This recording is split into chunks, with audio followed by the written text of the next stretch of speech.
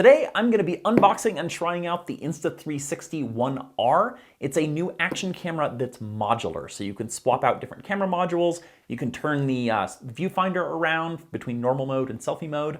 Insta360 gave this to me in January at CES, and I've been really curious to try it out before I take it apart and do a teardown. If you'd like to see me take it apart, you can click on the link down in the description. But for now, let's open this up.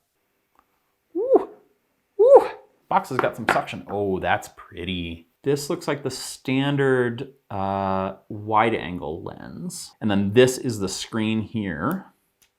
So my understanding is that you can pull these apart. Oh, that's nice. So this whole thing is supposedly waterproof, which amazes me even further, that you can do a modular waterproof camera with no additional housing. But these snap together like that. Okay, so that's the selfie mode like that, and then you can turn it around, and then that's the film other people mode. So we've got the wide angle on there, and then the battery. Oh, I see. It snaps in. Let's see. So this is now the 360 module. So there's our dual connectors now, which is what I expected, is that the 360, since it's got two separate camera sensors on it, it would need dual the bandwidth. Got it. All right, so let's take this apart now. Oh, and this, when this snaps on, it holds these two modules together. That is very clever. Okay, let's see what else is in the box. Got USB cord. Oh, I see, this is important. So this is just a mounting frame, it looks like. This, we got some stickers and manuals and stuff. We don't need those. Get this out of here. All right. I think that's a lens cover. What's in here? Oh, some mounting hardware, standard like GoPro mounts. It might be time to turn this thing on. I don't know if it's charged. It is charged. Sweet. It's working. Look at that. Wow. That's pretty sweet. Okay. Boy, this is a tiny screen to do much with. Because this was such an early demo unit, there have been a lot of firmware updates.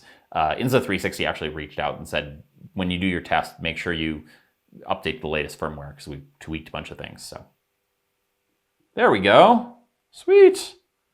Okay. So that's pretty awesome. Oh, you can see my camera rig. So this is kind of like the Insta360 ONE X app. You obviously get a viewfinder, and then you can change all your modes and settings and stuff. Now, prior to taking this apart, I really wanted to make sure I tested it out. So I brought it out here to the backyard to put it through its paces and see what it can do. I am filming this on the 4K module, and I've got it in selfie mode, so I can see the screen right next to the lens, so I can check my framing and make sure everything looks good. And I've got it on all the standard settings, no external microphone, nothing like that. But I really wanted to test the 360 module. So for that, I enlisted the youngest and newest member of the household, Ambrose. Knock me over.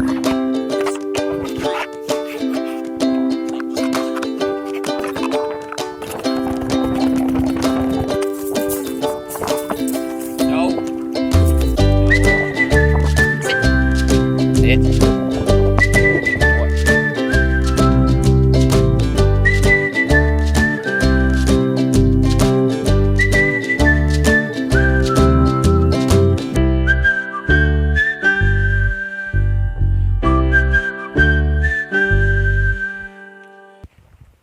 I was pretty impressed at how the stabilization did on those shots. I just had it screwed to the back plate of the dog's harness. None of the special GoPro harnesses or anything like that.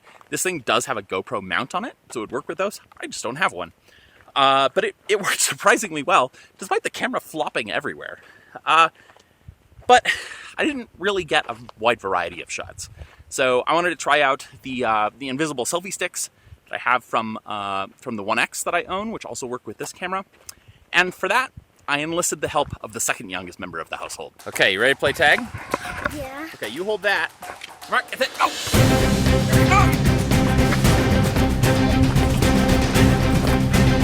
Sweet.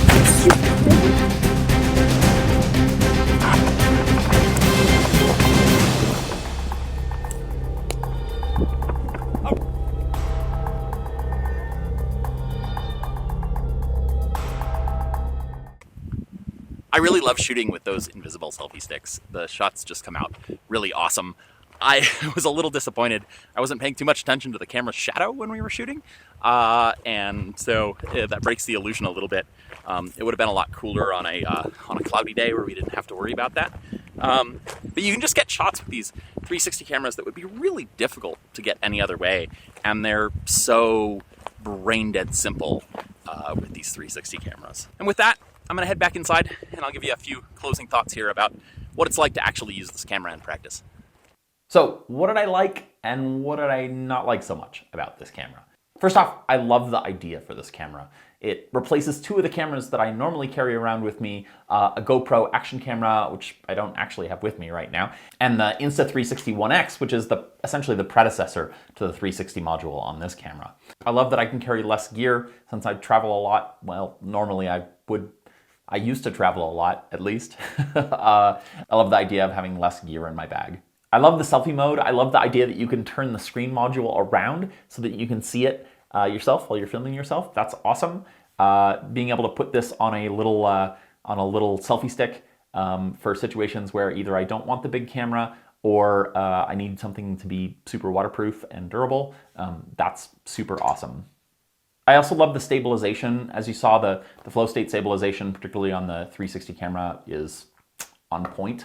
And that's great. I shoot a lot in chaotic environments, and yeah, my shots aren't always that stable. My main camera, the GH5, has pretty great stabilization in it as well. So I just kind of come to expect that out of all of my camera gear, and this is no exception. And lastly, we need to talk about software. The mobile app for this is great. The iOS app, I haven't used the Android version, but the iOS version is on point. It's super slick. I can do everything I possibly would want to do. When I was hang gliding a year or two ago in Mexico, I watched hang glider pilots upload to Instagram directly from the landing zone before even taking down their glider, doing all of the tracking and editing just on their mobile phone standing out in the field. And that's amazing. And I love the idea of 360 video footage, not as an output format, but as an intermediary format. I love the idea that I can shoot in 360 and then reframe in post. And because I'm shooting in chaotic environments, I don't always know which way I should point, and doing fancy camera tricks while dodging people and trying to stay out of the way is not always possible. Now I need to talk about what I didn't like so much. And there are a few things that they're just not as polished as I would expect. The main one is the software on the camera itself. I just felt like it was really laggy and buggy in a lot of ways. I would push the record button and nothing would happen for a few seconds, and then it would acknowledge that it was recording. It flashes various different aspect ratios as it's turning on and turning off and starting and stopping recording, which is just unnerving. And then there are things like, it has a speaker built into it, and that it beeps and notifies you of various things, and the speaker just sounds super crackly and it just sounds kind of broken. And that's not really a big deal. Like, I'm not buying a camera for the speaker, but it just kind of leaves me feeling like it's not very polished and slick. Lastly, my biggest pet peeve of all is the editing process. So the good news is, if you just want to upload to social media and you don't want to spend a lot of time doing serious editing, this camera's great. Just using the mobile phone app, you can do a ton. And then whatever you can't do on that, you can do on the desktop software, which is also pretty excellent. However, if you are trying to use this footage alongside other video footage in a more serious video like mine, and you want to use this footage in Premiere or in Final Cut, the workflow is terrible. We have torn our hair out with both the One X, and I've torn my hair out for the past week plus with the footage out of this. And it's minor bugs, but they're just showstoppers. So one of the things in my workflow is that I use proxy files heavily. And proxy files are basically just lower resolution versions of the same video files that you use while you're editing, and then you swap in the high-res versions when you go to render it out to upload to YouTube. I do that for two reasons. One is so that I can work with remote editors, and two, it's just less taxing on our systems. With the One X, we were able to use proxy files most of the time. With the One R, it's just really buggy. There are settings that you can turn on that make the proxy files not representative at all of what the final resolution files are doing. So I ended up having to render the video like 3 or 4 times before I could edit it. The other super janky thing is that you have to use a GoPro plugin in Premiere to reframe the footage. So reframing is taking the 360 footage and picking a frame, which might move around, so that you render out normal 16:9 footage. And Insta360 doesn't provide one. They actually just link you to the GoPro one, which is super weird because they're competitors. There are a bunch of nice reframing options that you can do in the Insta360 desktop software and the mobile phone software that you can't do in the GoPro plugin. So it just feels really hampered. So then you can go into the desktop software and render, do your reframing there and then render it out. But then what happens if one of the things that you do doesn't match your music, for instance, when we put it in a montage? We have torn our hair out over this workflow so much. And I really desperately do want to use 360 footage. And we've ended up scrapping it from a number of videos simply because we weren't able to finish the edit with it in time to get the video out the door. That being said, if you're looking for a casual camera to replace your GoPro and you were thinking about 360, this might be worth looking at. I really hope that the software gets better on the camera. I think with a bit of polish, it could. I don't think these are hardware issues from what I can tell. And I think if they do, it'll be a really solid camera. I honestly was pretty sad to take this apart. I might have to pick up another one of these just to use as part of my normal camera kit. Or maybe, Insta360, we should talk. See if you guys can hook me up with another one. I'm Scotty from Strange Parts. As always, make sure you hit that subscribe button down below, and I'll see you again soon.